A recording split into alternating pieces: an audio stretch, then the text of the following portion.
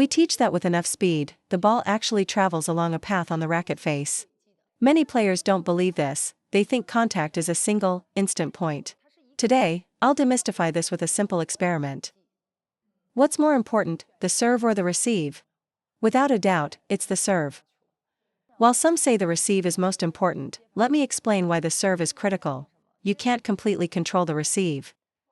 For example, you might return player A's serve well, but struggle with player B's. This shows the receive is reactive and unpredictable. Every player's serve has a different spin, speed, placement, and motion. So if you have to prioritize, you must master your serve first. Exactly, the serve is your key to taking the initiative. A strong serve can win you both service points. Then you only need to win one return point to take a 3-1 lead in the exchange. Conversely, if you neglect your serve and lose both service points, you'll immediately be down 0-2, making it nearly impossible to win the game. Crucially, a good serve sets up your third ball attack. As professional players, we dedicate 2 hours to serving every day. In a match, if you can secure both of your serves, you can take the game to a 10-10 deuce even if you lose both of your receives. But if you split your serves 1-1 or lose them 0-2, you've essentially given the game away. So, the serve is the very first technique you must master. Today, we'll focus on 2 things. First, how to make your serve curve, and second, how to make it spinny. First, watch me serve a couple and notice the curve on the ball.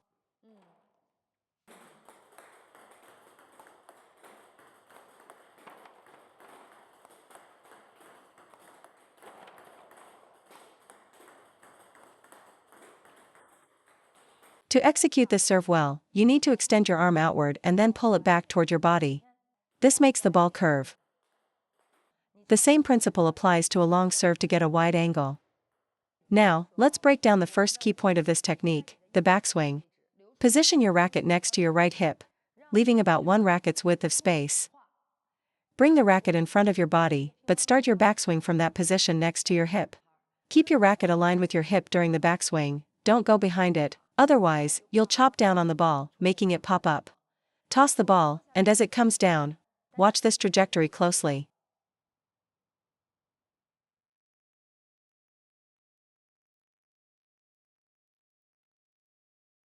You want to brush the ball like this.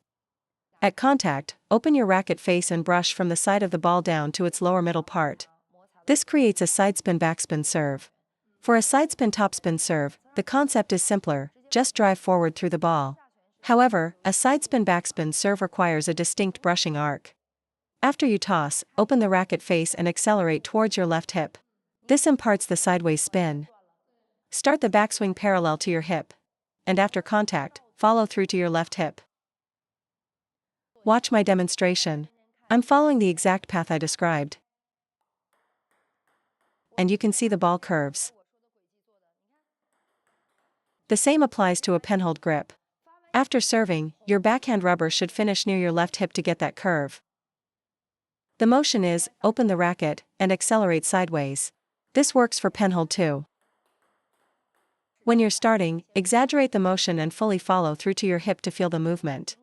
As you improve, you can make the motion more compact, finishing at your stomach, because you'll have developed explosive power. Initially, focus on the full, exaggerated motion to build the correct feeling. Don't look for shortcuts until you've mastered the fundamentals. Let's recap the keys to a curving serve. First, start your backswing at your right hip, 1 racket's width away. Second, your force is directed in a downward arc towards your left hip. Don't worry if the motion looks obvious at first. Once you master the technique, you'll naturally make it more deceptive. Right now, your number 1 goal is just to make the ball curve. Later on, as your skill develops, you'll be able to generate that curve with a much smaller, more subtle motion. Making the ball curve is the first and most critical step for amateur players learning any sidespin serve, including the hook serve. Second, let's talk about how to make the serve spinny. I'll do 2 serves. Which one is spinnier? The first. The second. The second one, because contact was made on the tip of the racket. So, we must aim for the racket tip. We've made a prop to demonstrate this. If you hit the ball here, in the middle, it won't go over. But if you hit it on the tip, it works. Let me try a challenge. I'll only leave a tiny spot, the size of 1 ball. This will be tough.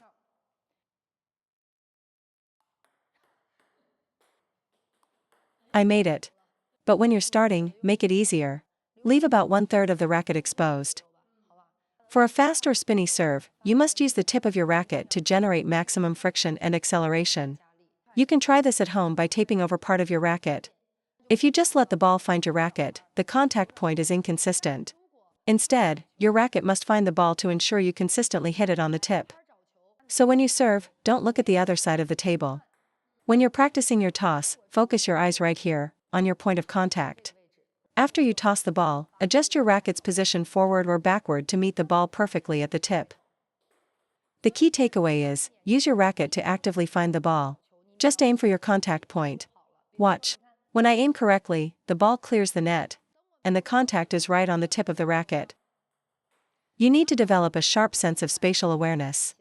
If you use the same acceleration but hit the ball in the center of the racket, you will generate far less spin. So, use this method. Tape your racket and practice tossing and meeting the ball with the very tip. This applies to hook serves as well. The difference in spin between hitting the center and hitting the tip is massive. Next question, is it easier to find the racket tip with a vertical or a flat racket angle? Correct, a flatter angle. For a sidespin backspin serve, you must use the tip, and keeping the racket flatter makes it much easier to find that precise contact point. Let's do an experiment on looping against backspin. The first. The second. Why was I able to brush the upper half of the racket on the first one, but not on the second? Why can't I brush the upper part of the racket face? Look closely, the initial contact mark is on the upper part. Because of the friction, the first contact is high, and then the ball rolls down the racket face. I just tested it. If I hit the ball flat, without brushing, the contact is clean. The moment I add friction, the ball slips down the racket face. This shows the importance of friction. Hitting flat through the topspin works much better. I can easily hit the ball with the top half of the paddle. But as soon as you add friction with your wrist, the ball immediately slides down. So if you just hit it flat, it's easy to control the contact point because there's no friction. The ball mark will be right on the upper half. Let me show you, the ball mark is very clear. We've debated this before. We teach that with enough speed, the ball actually travels along a path on the racket face. Many players don't believe this, they think contact is a single, instant point.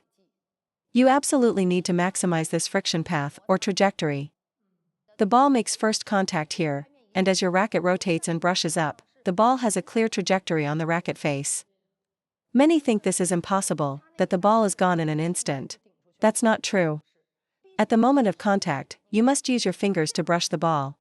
The faster you can execute this brushing motion, the longer the ball's trajectory on your racket. The dwell time of the ball on the racket is incredibly short, though a tacky rubber might hold it for a fraction longer than a non-tacky one.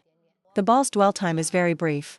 Because of this, brushing with your whole arm versus a sharp, concentrated finger action will produce vastly different spin. The finger action is superior. Why is a concentrated action spinnier? Using only your wrist makes the ball leave the racket too quickly, shortening the friction path. Using your fingers extends this path, generating maximum spin. Therefore, your friction must be concentrated. Using your fingers is the best way to achieve this, as it produces the highest acceleration. Compare using your upper arm, forearm, wrist, and fingers.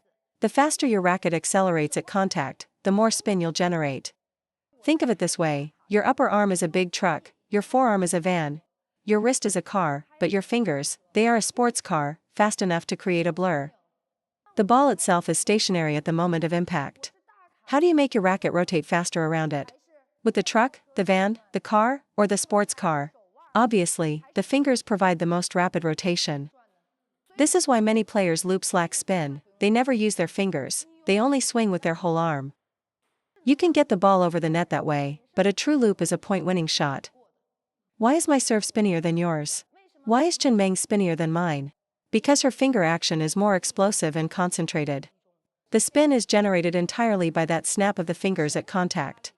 Pure friction alone won't get the ball over the net. You need some forward momentum from your arm, combined with the explosive finger action for spin. When you use just your fingers, you'll feel like the ball lacks forward drive, but its purpose is to make the racket face rotate as fast as possible at contact. The faster it rotates, the more friction and spin you get. So, what's the fastest way to accelerate the racket? Your arm, forearm, wrist, or fingers? It's the fingers, because they are closest to the racket and can generate the quickest snap for a light paddle. So if you want more spin on your serves, loops, and pushes, you must learn to use your fingers. Keep the rest of your arm relaxed, because tension will inhibit your finger action. Of course, penholders use their fingers. Your thumb and index finger grip gives you a huge advantage in this area. We shakehand players grip on two sides, you grip on one, allowing for faster racket rotation and better short game and serves. Many players fail to generate spin simply because their fingers are not conditioned to apply force. My own left hand, for instance, knows what to do, but it just can't produce a spinny serve because it lacks the strength. My right hand is strong like a grown man, but my left hand is as weak as a little girl. It really needs to be trained and built up. I can teach my left hand the correct mechanics, it can understand, but it can't execute. That simply means it needs more practice.